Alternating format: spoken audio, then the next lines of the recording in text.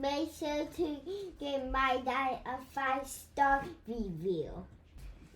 Make sure to like and subscribe to his YouTube. Thank you for listening and enjoy the show.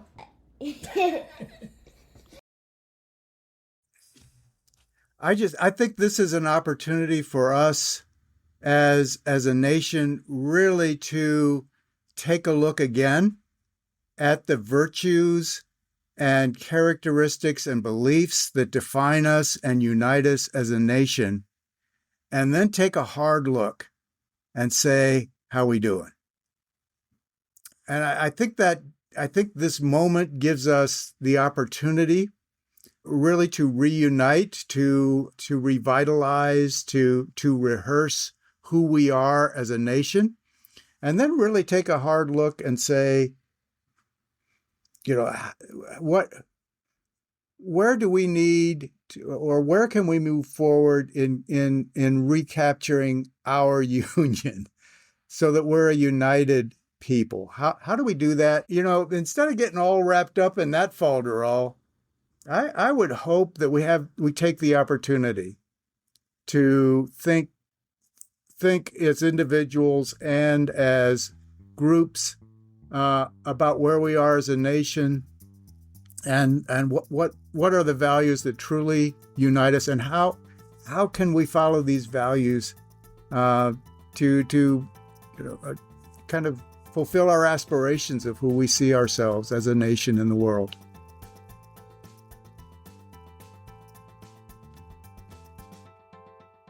Hey, welcome back to Church and State, 250 plus years of faith in America, where we're exploring the role religion has played in shaping the American story. I'm your political host, Will Wright, and I'm joined as always by your faithful host, Pastor Josh Burtram. And today we are joined by Daniel Hawk. He is a professor of Old Testament and Hebrew at Ashland Theological Seminary and author of Undoing Manifest Destiny, Settler America, Christian Colonists, and the Pursuit of Justice. And for this Church and State series, we've been asking how religion has been shaping America from the founding into the present. And Dan's work takes us into one of the hardest parts of that story, how Christians use scripture, theology, and even like a national mythos to justify conquest, removal, and the erasure of Indigenous people. So today, Dan's going to help us work through all of that, help us better understand what is Manifest Destiny and the story that it tells about America. And gosh, just thank you for coming back on the show, Dan. Thank you, Will. It's a real pleasure to talk with the two of you. Yeah, thanks. So we'll just jump right into it. We brought you on to talk about Manifest Destiny. I think Manifest Destiny is one of those topics that I remember from like high school civics class or history class, but that is about all I know. and it's probably not sufficient enough, or at least the context of this conversation. So let's just start there. Like, what is Manifest Destiny? Manifest Destiny, very generally, is the conviction that the United States has a divine or providential destiny to expand and take the entire continent. So in order to expand the nation to the coast. So it's a destiny because either providence or the inexorable advance of civilization makes this occupation, this seizure of the land, acceptable, and it gives us a reason for saying, here's why we took the land. We have a destiny, and that destiny is manifest in the way that we're seeing the nation move inexorably across the continent. So it's there for everybody to see. And the way you talk about it in terms of how it gets taught in the schools is a good way of illustrating how that particular piece and belief gets repurposed in terms of our national mythology and narrative. So it's, we learn in schools, we had a manifest destiny, and that propelled us across the continent. But at least in my experience, there's not a lot of conversation about the implications of that? Why did we believe that, and why was it such a powerful driver of colonial expansion? Yeah, and who was there in the way of that manifest destiny, right? Yeah. The assumption that these lands were essentially unoccupied or for the purposes of taking the land unoccupied, at least in terms of like European land rights, right? Anything Right. like that. There's no respect there. And so they have this occupied. So if we take ourselves back, right, to the time period, you have United States very different than today, right? You almost have, and there's an entire continent almost that we haven't explored yet or seen. And people are just seeing, all this land, right? Money, it's wealth, it's power, all these things like are just flooding into people's minds. Because what I'm trying to think through is, right, we have these concepts, manifest destiny, right, that we learn about in school, and yet people on the ground, real motivations, real thinking, real primary sources tell us what was going on. And I would just love to hear, like, from your perspective, looking at the primary sources, digging into that, was this a political thing? Was it a religious thing? Obviously, I guess it was both, but in what way was it both, right? I mean, it's like, and how, like, really, how do they do this? Was it, what do the primary sources say? Like, was there someone who wrote, "We have a manifest destiny," and this is, what kind of help us understand that part of it? Yeah, well, beginning with the earliest days of the Republic, there does emerge this sense of providence expanding and kind of giving the United States the ability to grow and develop and take land, and with the idea that we're going to plant a new expression, a higher civilization of humanity that encapsulates freedom and progress and all kinds of things for the sake of the whole world. So that these ideas about providence and destiny, they're there in the mix. And they come together in the 1840s when a journalist named John O'Sullivan, talking about annexation of Texas, just coins the phrase. We have a manifest destiny to overspread the continent. And that just resonates with people. And so, I mean, as a doctrine, it doesn't really get explicit notion beyond the late 19th century, but in the popular mind, it just continues to resonate. And how much of this is kind of political aspiration and desire, how much of it is religious conviction, is hard to talk about.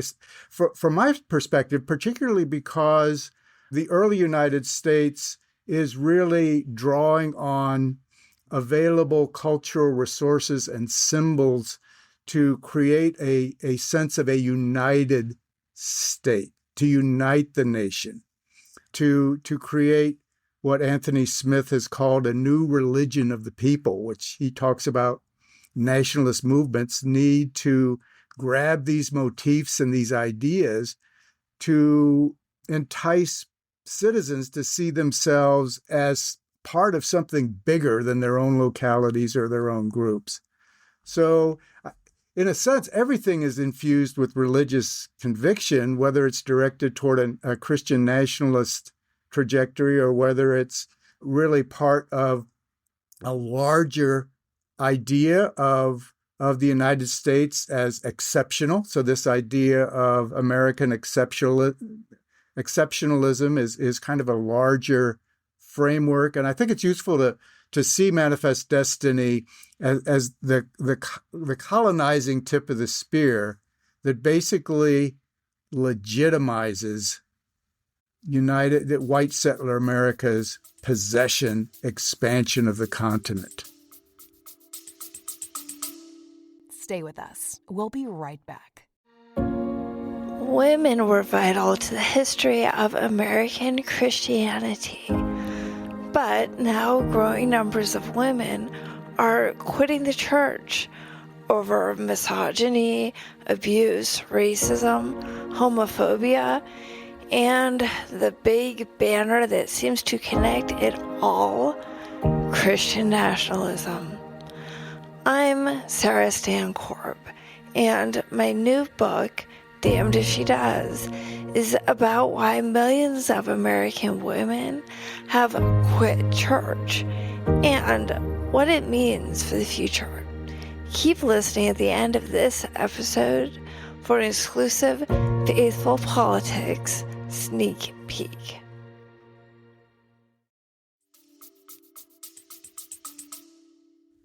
Is Manifest Destiny connected or kind of just a byproduct of like the Doctrine of Discovery? Because, when we spoke with Mark Charles, he talked about, the Pope and their popples and, the decree to go subjugate, all the Saracens and what have you. Like, because it sounds like when I hear Manifest Destiny and what it includes, it sounds a lot like the Doctrine of Discovery. So like, what are the differences? What are the similarities? I'd love to hear your thoughts.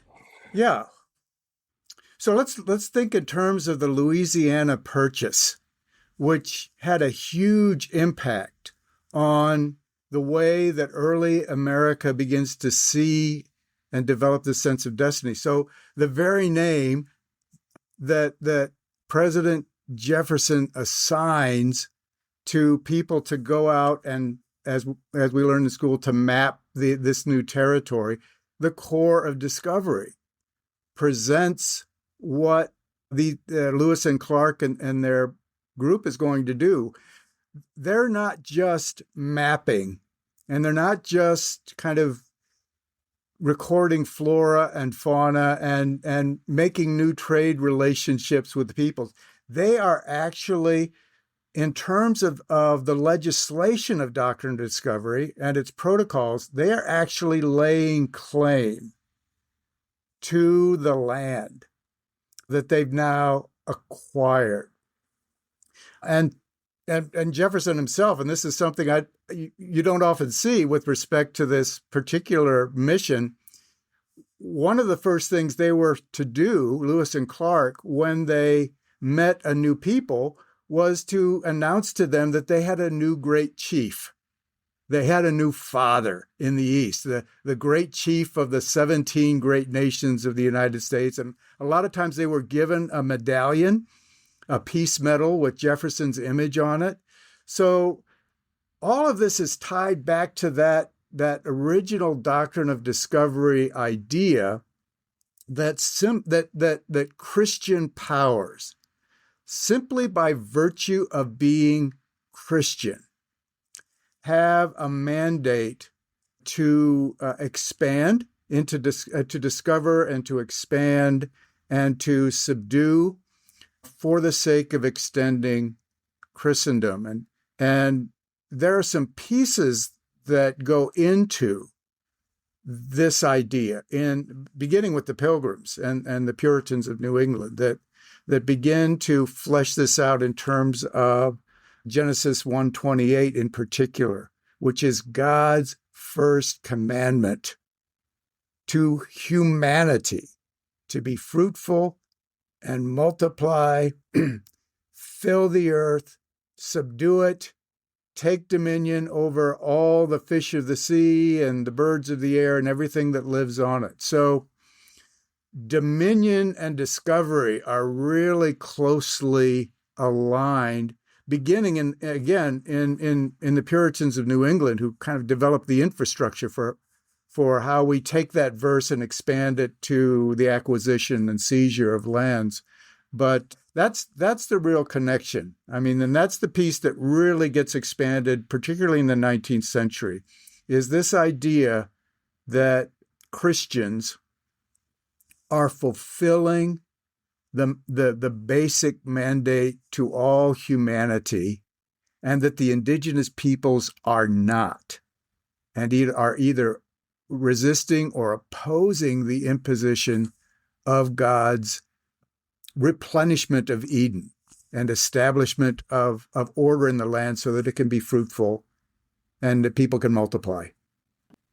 And so, just to make sure I understand this, it's really good, but they're looking at Genesis and they're saying, hey, God tells his people to be fruitful and multiply. Part of that, and to subdue the earth, right? So part of that is that if we're going to multiply and go out there, like this is not just like an idea. This has a divine mandate and commission behind it, that we have to do this. If we're not doing this, we actually might be even committing a grave sin by not discovering and not taking over what God has essentially given to us, laid out for us. And is that kind of correct? Is that exactly. I'm glad I have that foundation. Yeah. Go ahead. No, yeah. So that's it in a nutshell. So the question is, what does it mean to take dominion? Subdue. What does it mean to subdue? And how does one fill the earth? How do we make the land fruitful and a place for all living things to multiply? And this is the question that they're asking. And I would love for you to tell us about the answer they gave. I think we can kind of predict how they did that. But part of this too, though, right, was their sense that they were biblical Israel, right? Even being able to, or some had some kind of this continuance with biblical Israel to the place where they felt like almost they could take the conquest theology, the conquest land theology, right? And take that and apply that and appropriate it for the 18th century, 19th century, I guess it would be the 19th century, appropriate it for that so that they can then have the biblical justification to go drive out the heathen from the land because it's their land. Could you, I know your expertise says in the Old Testament and in even those conquest narratives, could you help us understand the connection between the conquest narratives, the idea of biblical Israel, and the attitude of manifest destiny in the 19th century? Yeah, great question. And the short answer is not much of a connection. Interesting. So what happens is this kind of creation mandate becomes the central justification for taking land, ordering it, making it fruitful, taking dominion, so on and so forth, seizing the land. And this is all developed initially by New England Puritans and just kind of expands into the developing national consciousness, cultural consciousness of the colonies. And you would think, and this is one of the biggest surprises to me when I was working on the book, you would think with people who identify so directly with biblical Israel that appropriating the conquest narratives of the Hebrew Bible would be a no-brainer. Yeah, so we're God's new Israel, and so we're going to do what Joshua did. And you're the heathen. And you're and interestingly, so two things. One is that there's virtually no reference to the conquest narratives in the book of Joshua. I'm very surprised. I'm very surprised. Yeah, it's one of those things that you just hear because people just say it and repeat it and it makes sense.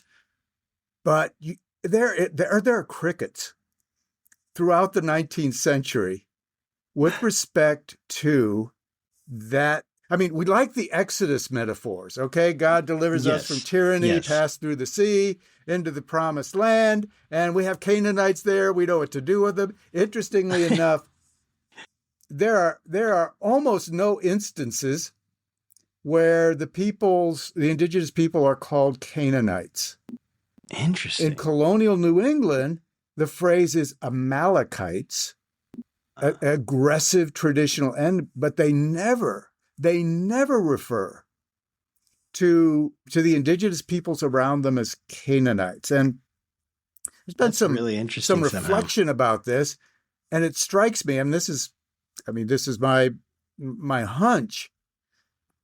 The Christians of the 17th and 18th and 19th centuries had as much ethical problems with the biblical conquest as we do. But on the other hand, so you've got this kind of sense of humane and biblical values, and the idea that we're actually doing what Joshua did kind of is a little too close. And I think it really probably clashes so much with the nation's desire to be a biblical people that it's just like, so we repress it. And I would suggest it's still there, but it's a script that's kind of running in our operating system, but it doesn't reach the level very rarely. I mean, it's almost as if there was and it's not, but it's almost as if there's an intention to say, no, we're doing some stuff. We're taking the land, but we're not. This is not what we're doing in terms of Joshua. So that expands the role of this creation mandate, at which it just becomes. I'm so surprised. That's so interesting. You learn something new every day, Dan. Thank you. I mean, that's crazy, man. It's so funny.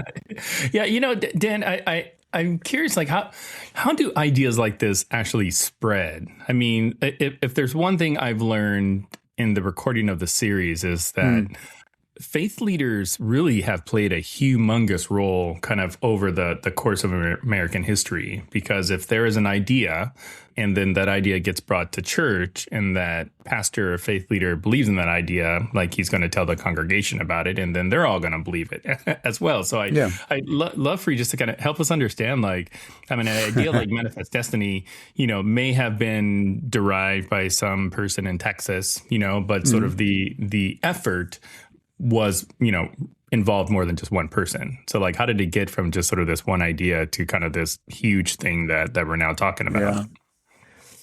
Because it was convenient. And it gave a biblical legitimization to what we were doing. So let me take the creation mandate. So be fruitful, multiply, take dominion, so on and so forth. So what does it mean to subdue? What does it take to make the land fruitful? Well, and this is from the very beginning. This is John Winthrop and some of the early Puritan leaders who are interpreting this mandate and saying, well, to replenish, and sometimes you get that language, to replenish the land, to take dominion, means to impose a divine order on the land. So transform the land into property, start constructing fences and boundaries, populate the property with domestic rather than wild animals, cultivate the land so that the land can be fruitful. So a piece of that then is ownership. I mean, you can't in the colonial mind, you can't cultivate land you don't own. And you can't improve land that you don't own. So what we've got to do, and you're absolutely right, this is like a deep, deep conviction. This is a mandate. This is not just from God, and it is the overriding first mandate that applies to all human beings. So what we need to do is reclaim, and so we're looking out as in Puritan New England, and we're seeing the land around us. It's a wilderness. There's no order. The people that we see there are lawless. They don't have laws, and they don't own anything. They wander around. So from the Puritan mind, this means, and they're under the domain of Satan. Wild, chaotic, so on and so forth. So what we need to do, what we are called to do, is to expand God's order, take dominion over this wilderness. And another piece that comes and fits into this a little later is the idea that if nobody owns the land, then it's empty. And it's available for anybody to come in and take. A matter of fact, there's an obligation. If there is vacant land that people don't own, then you not only have the right, but you have the mandate to go in and take it, because the people who are there, who are just kind of wandering around and not cultivating it, they're selfish. And they're taking all this land that could be cultivated and rendering the earth fruitful and multiplying and expressing God's dominion. So, and these ideas, I mean, they're just so powerful that they just, after a century or so, they just become part of the assumption, the set of convictions that are assumed. And it really kicks in the 19th century, especially when Indigenous peoples are resisting, violently, or resisting, dispossession and all of this. There's a very strong stream that says we need to move the Indigenous people out of here because they're resisting. It's not just that they're an impediment. They are resisting what God has called our nation and the Christians in it to do, which is take this land, develop it. It's got its secular manifestations by that time, but everybody assumes that it's important and it's a vital mission for the United States to take this land and order it, not only for the extension of Christendom, but for the betterment of all humanity because of the civilization we're going to build on this land. Yeah.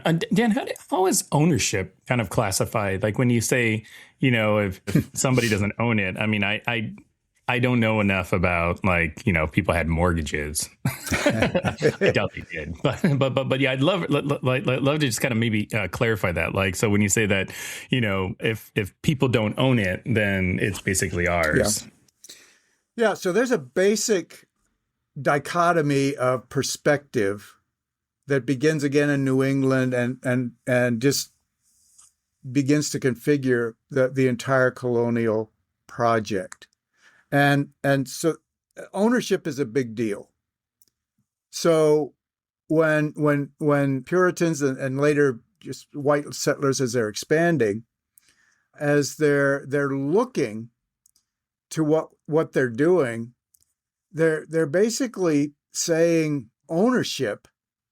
We need to establish some form that we can validate ownership. So people need to own land in order to improve it or to fence it off and improve it and cultivate it, so on and so forth. So there's this idea in the Puritan mind that's what taking dominion looks like. It means basically recreating an English Eden without the mess.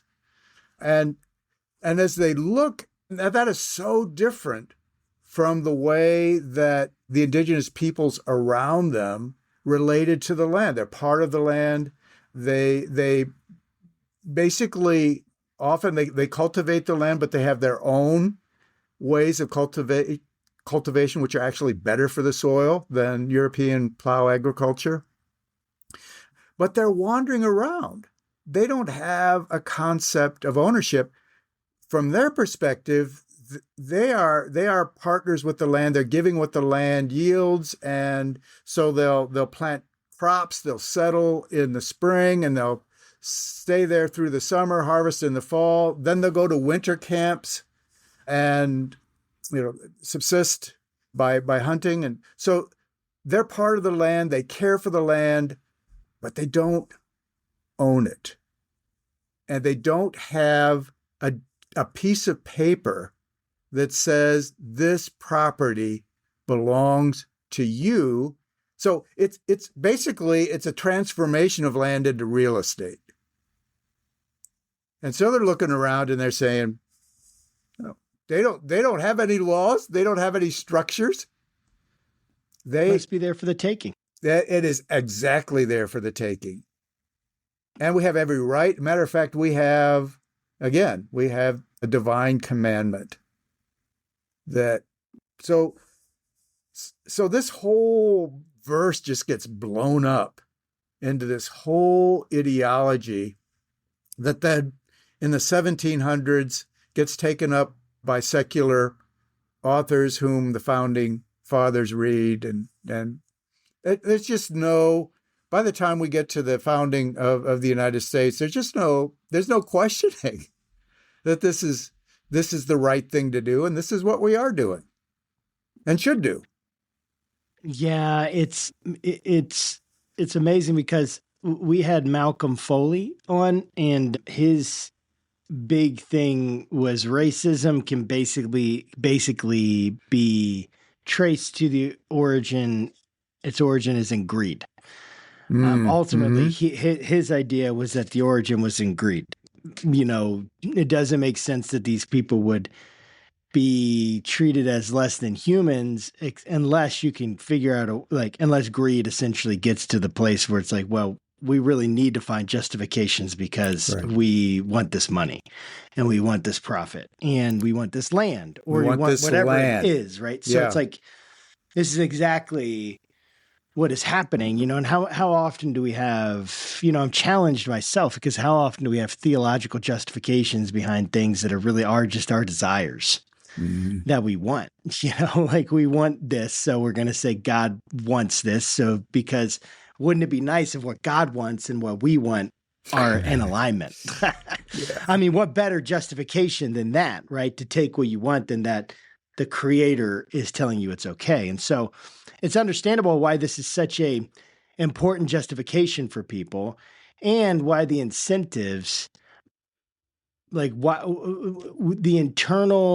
our internal mechanisms actually get us to convince ourselves, and pretty easily actually, to do pretty horrific things, or to allow horrific things, or to overlook horrific things, or wrong or immoral things, because we have a higher calling or higher. And so I would love for you to help dispel the myth that America and Christians in America are Old Testament Israel. Being an Old Testament scholar, obviously you're a historian as well. Those skills are very transferable, and your expertise has allowed you to come into this, topic of manifest destiny. But I would love for you to put on your Old Testament scholar hat and tell us why Christians are not ancient Israel. And kind of help us dispel that myth, because that gets thrown around a lot even today, that we have these same kinds of rights, that this conquest is ours, those kinds of things. Yeah. Well, first thing I would ask was when was the United States dedicated by covenant to God? I mean, when did we align with Israel as a covenant people, where all of the population followed a leader and said, yes, we will be your people? I mean, so there's really, I don't see anything in the Hebrew Bible that really gives kind of this idea in the 21st century, this idea that we're the new Israel. I mean, other than that, we've just believed that all the way through, and we've grabbed hold of that when it's convenient, and we've ignored some of the other elements when it's not. But I mean, when we look at biblical Israel, this was not a template. I mean, one of the things a lot of Christians like to do with the Old Testament, I've discovered in the popular arena, is to read the Old Testament as a template. So this is what it means to be a Christian nation. Or there are a lot of people arguing, I'm sure arguing right now, that the United States has a covenant with God, and therefore we need to get our act straight as we define it, because as a covenant people, we're standing under and risking the judgment of God. But there's never been a time when we've done this. There's never been church attendance was hovering around 17% during the time of the Revolution.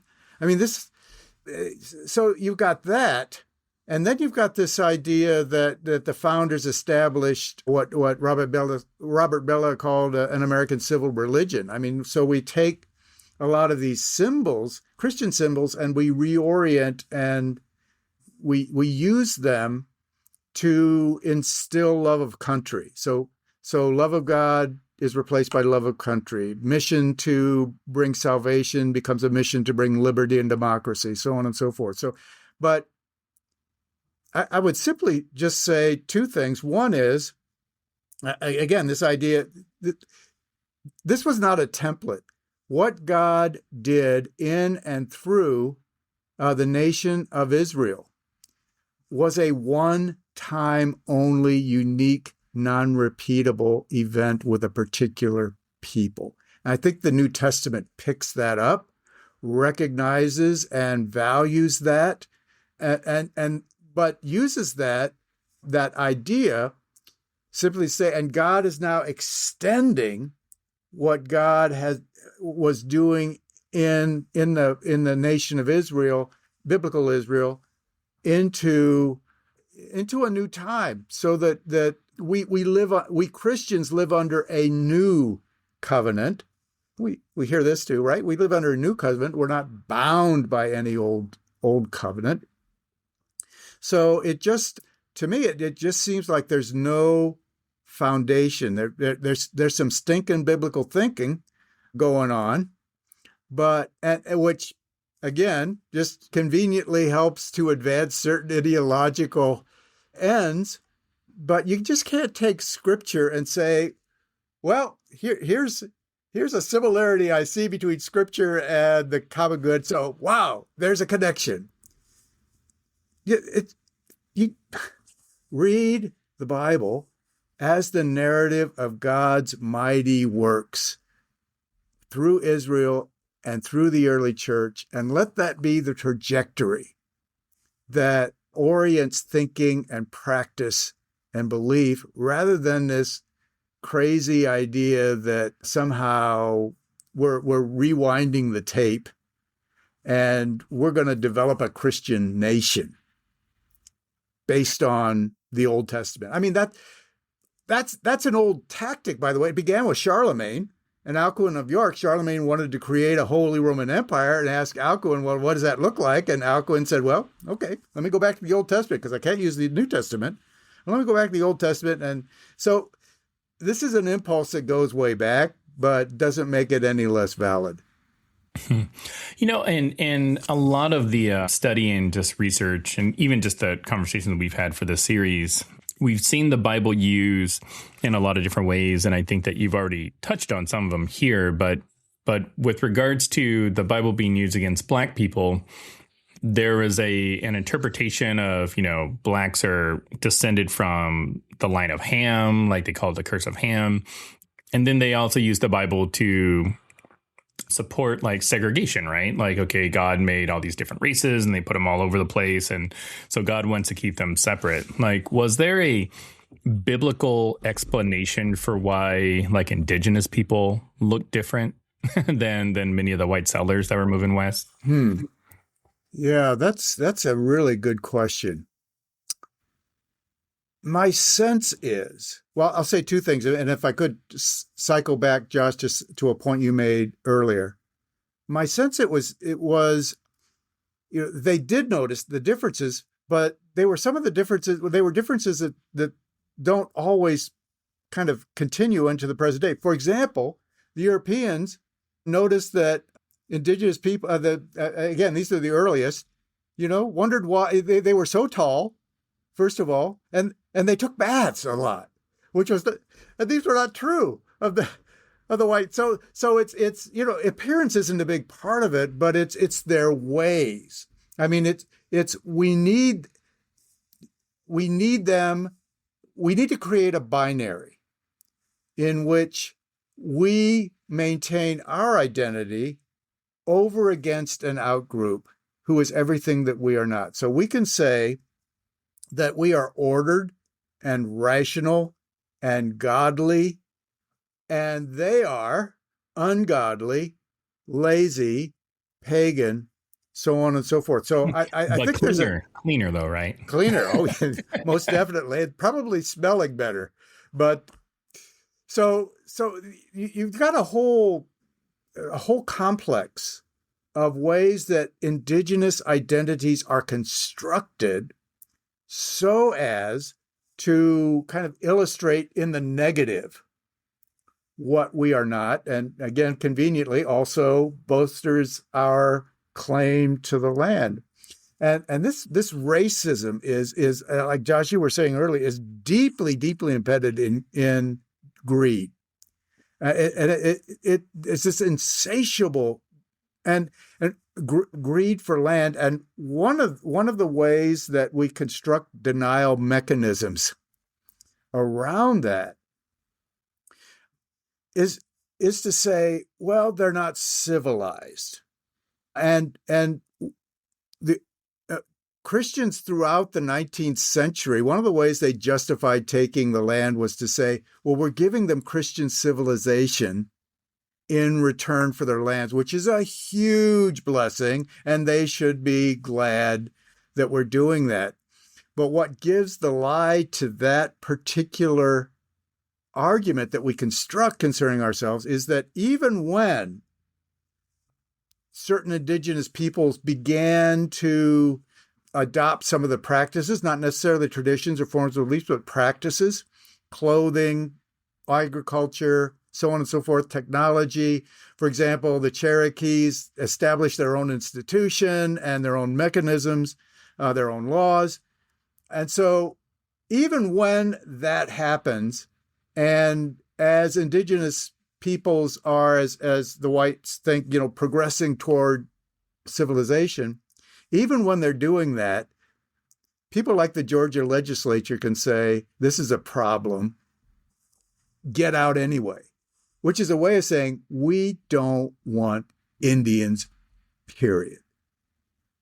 And that's where the whole denial mechanism breaks down. It's when, again, some indigenous people start down that road, and literally there are statements by high-level government officials early in the 19th century that said this is a problem. They're becoming too much like us, and that won't give us the impetus we need to remove them. They look too similar. Too similar. You can't remove people when they look like your neighbors. Exactly. They have to look scary. They have to look different. They have to look, it's the boogeyman. It's too different for us. It's too strange, too taboo. Right? That is a basic part, I think, of human psychology. If you want people to hate something, you have to make them ugly. You have to make it so like you can't, there's an ugliness to it that you don't like looking at or whatever it is. I think that's what they try to do with the color of people's skins, right? They try to make it look ugly so that people couldn't see the beauty in people. And so they had to, right? And if you can get to that as Jonathan Haidt fanboys here talking about elephants and riders, if to the elephant, the part of the people that is just emotion, then you've basically won.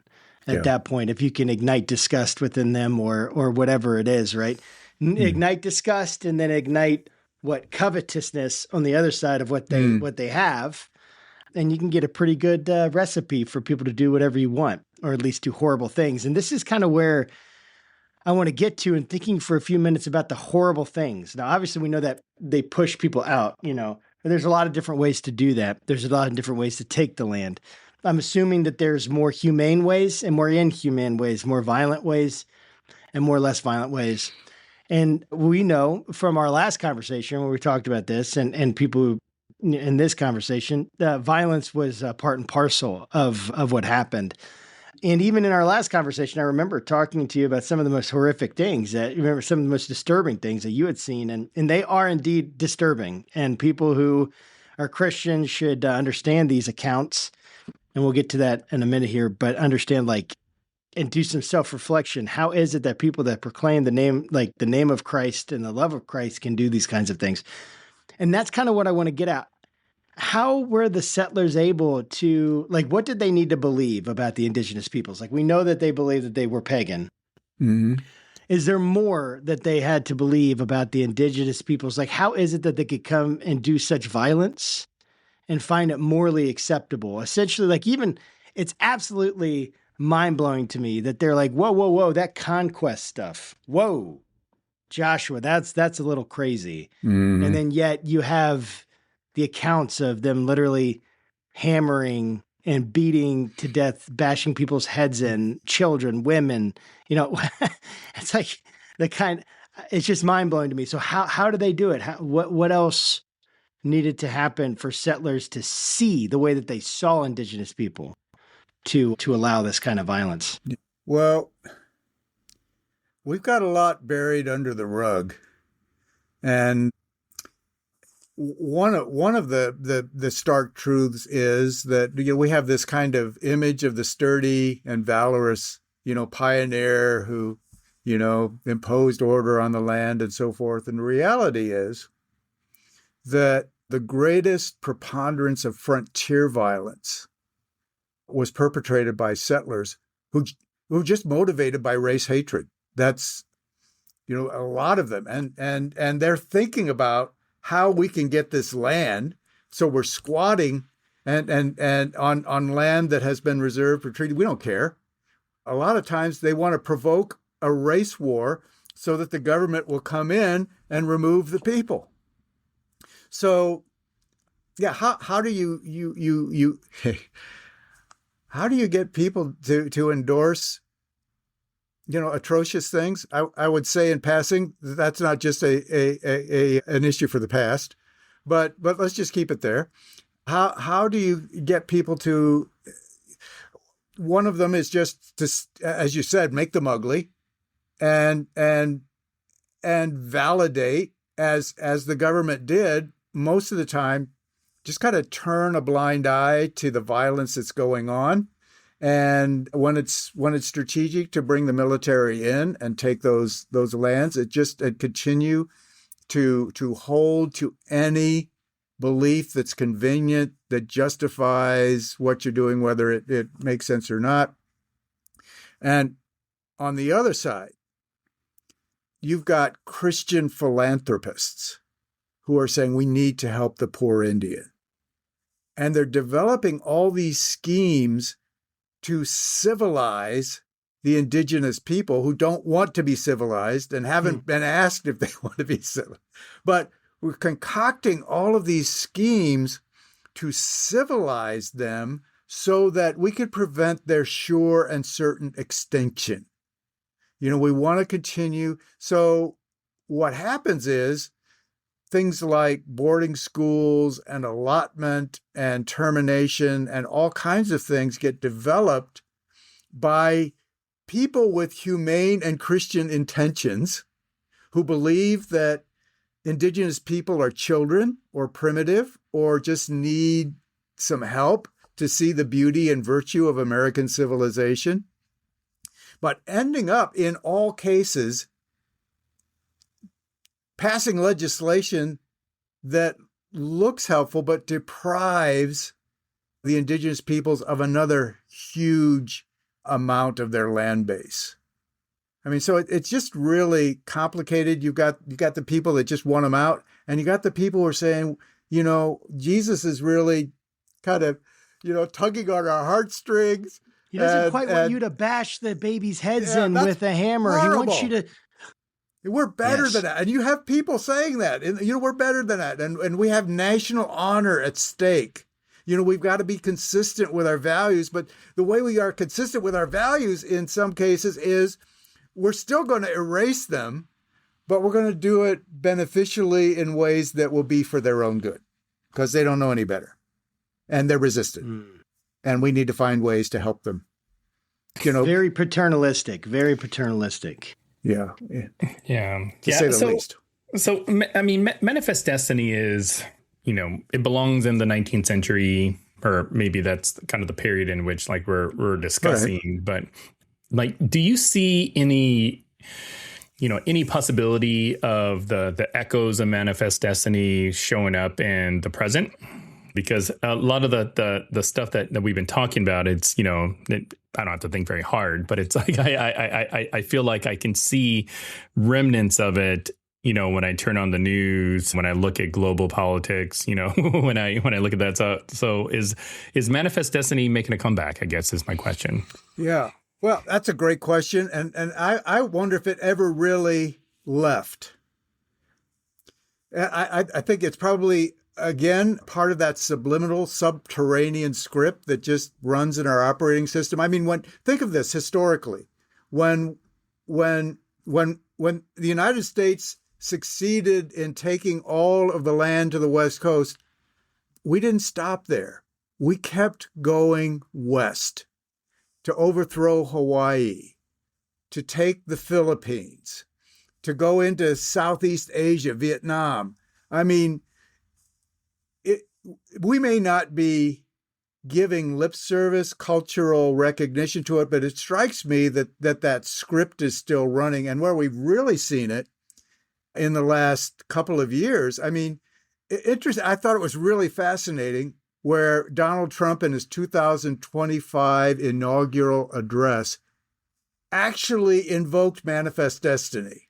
He said, we're going to take our manifest destiny to the stars, and we're going to plant the American flag on Mars. So my sense is he wouldn't have said that unless there was some kind of connection and deep kind of emotive resonance with that. And then you've got the talk, right?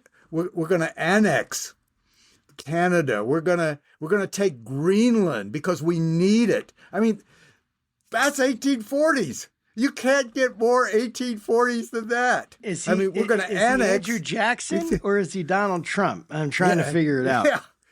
I mean, so it's here. And it's one of those, I would argue, it's one of those complexes of deep-seated ideologies in the American psyche that we don't acknowledge, but if you know our history, you can see it announcing itself in the present. So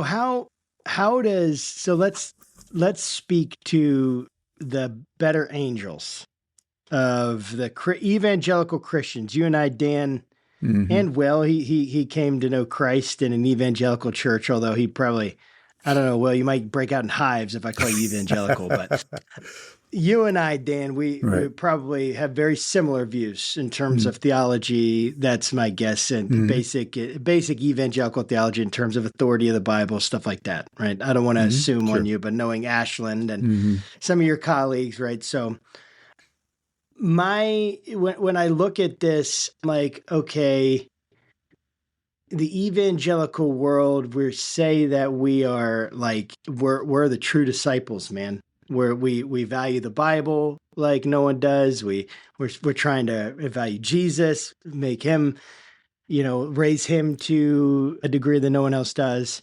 Center, the gospel. People need to hear the message of salvation. None of this just doing nice things, but we need the actual gospel message.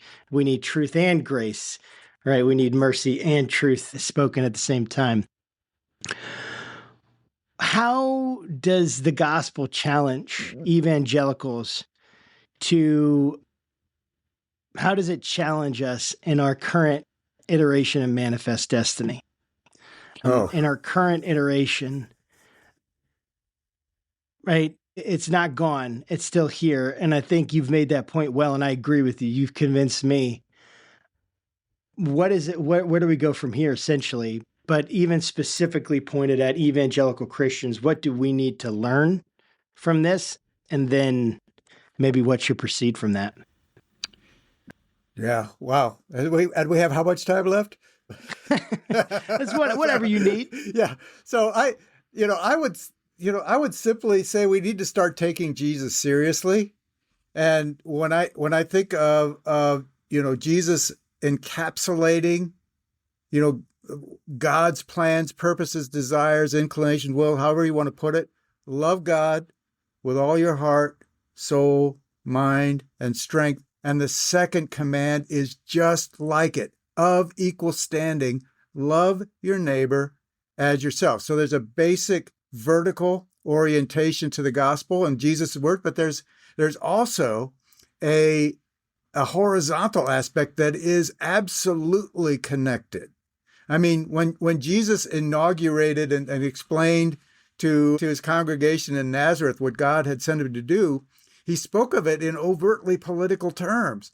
The Spirit of the Lord is upon me because he has anointed me to preach good news to the poor, recovery of sight to the blind, release to the captives. I mean, those are all resonating with the Jubilee passages in the Old Testament. So, in the Hebrew Bible. So it just seems to me, one of the things I hear a lot is, what's done is done. I mean, I can't be held responsible for something that happened 200 years ago. And I agree. But I would say that we are the people who know what sin does to individuals and peoples. We are the people who have a theology of repentance that says when we see injury or hurt or damage, we have an obligation to engage in repentance, reconciliation, right? Jesus said, if you're bringing your offering to the altar, there remember your brother has something against you. Leave your offering, be reconciled to your brother, then present. I mean, we have this kind of thin theology that says, whatever I do is covered by the blood, and I'm good.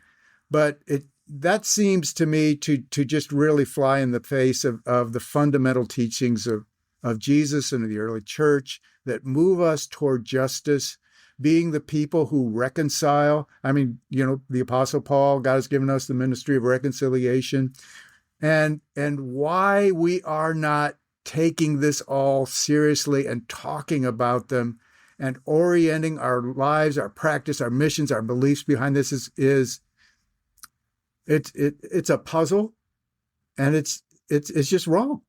I mean, I'm gonna hold myself back from preaching, but we are the people. I mean, we who bear witness to the saving work of God in our time, and we should be about doing the works that Jesus did. Yes. Anyway. Yeah, that's right. Thanks for preaching.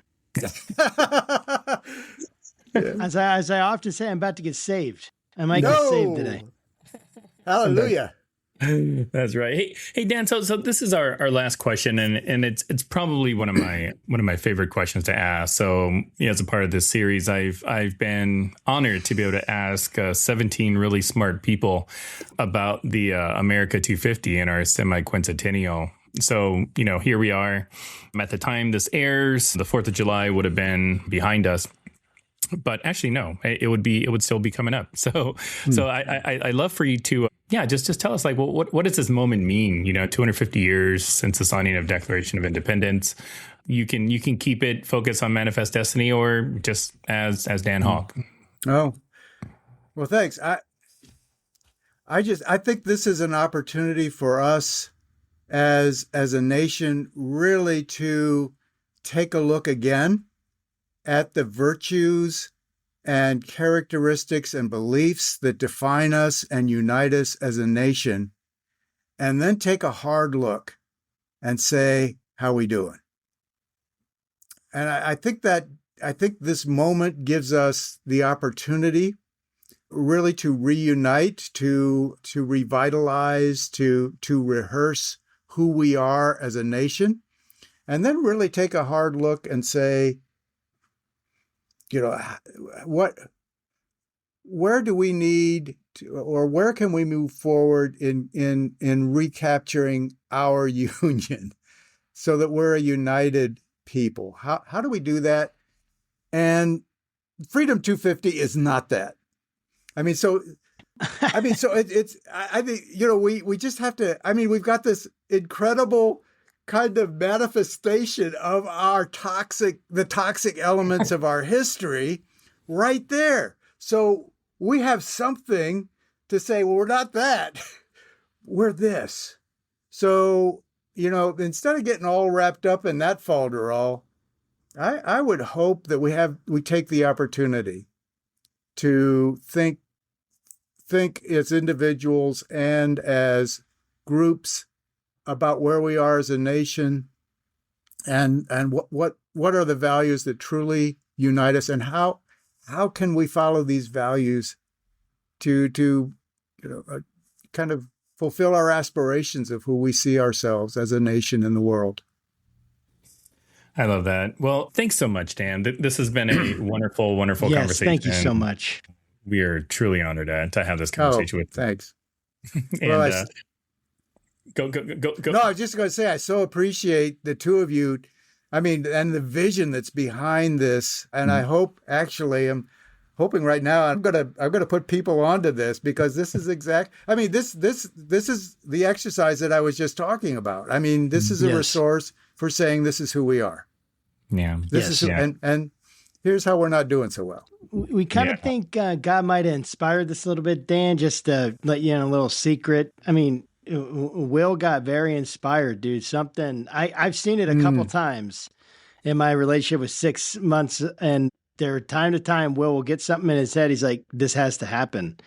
And he has done an enormous amount of work. I mean, I've been working with him, but he's been driving this. So I'm really appreciative of you, Will, and for everything, because people need to hear what's really going on.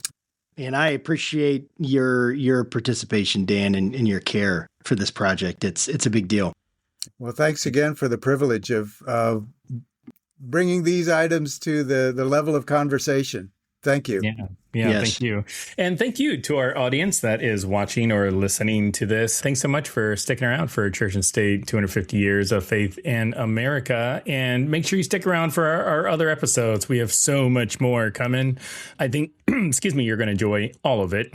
And as always, make sure you keep your conversations not right or left, but up. And we'll see you next time. Take care.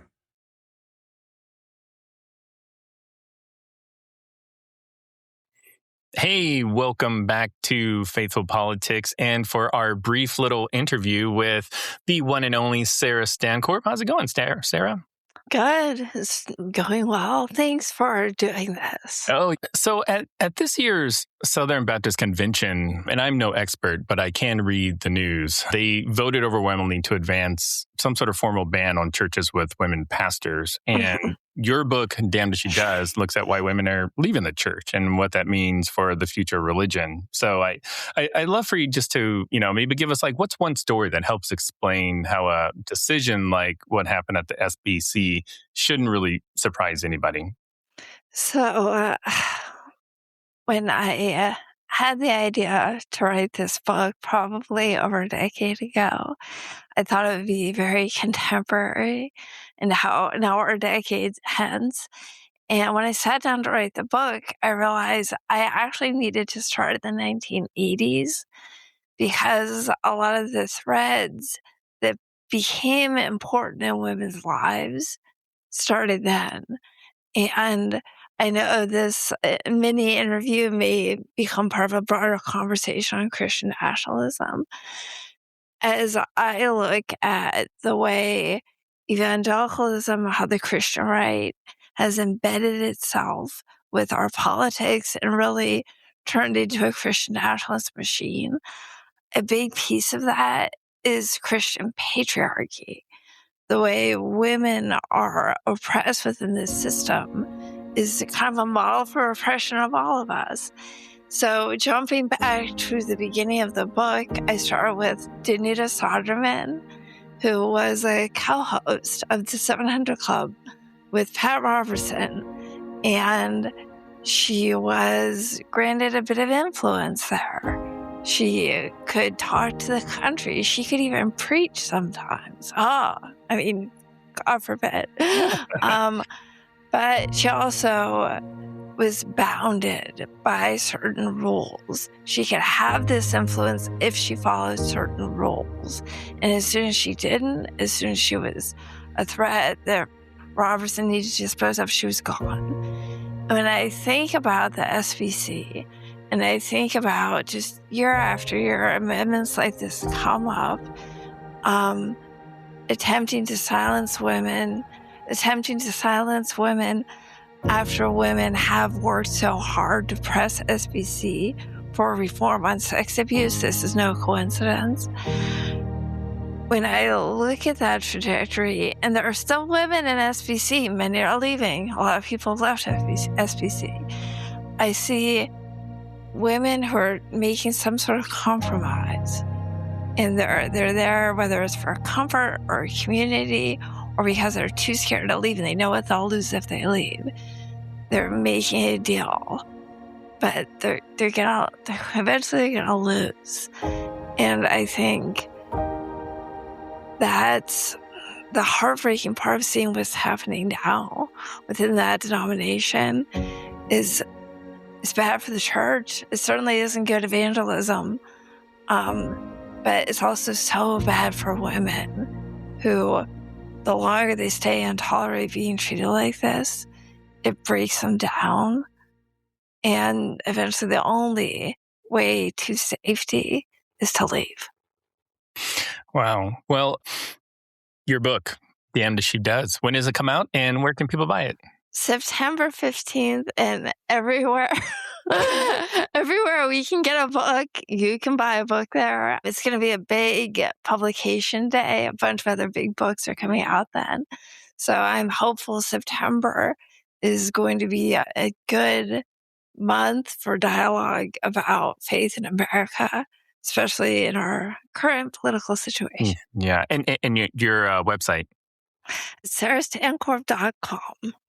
That's easy. And I will make sure all of this is in the show notes. And thanks again, Sarah, for stopping by and telling us about your book. Thank you. Awesome.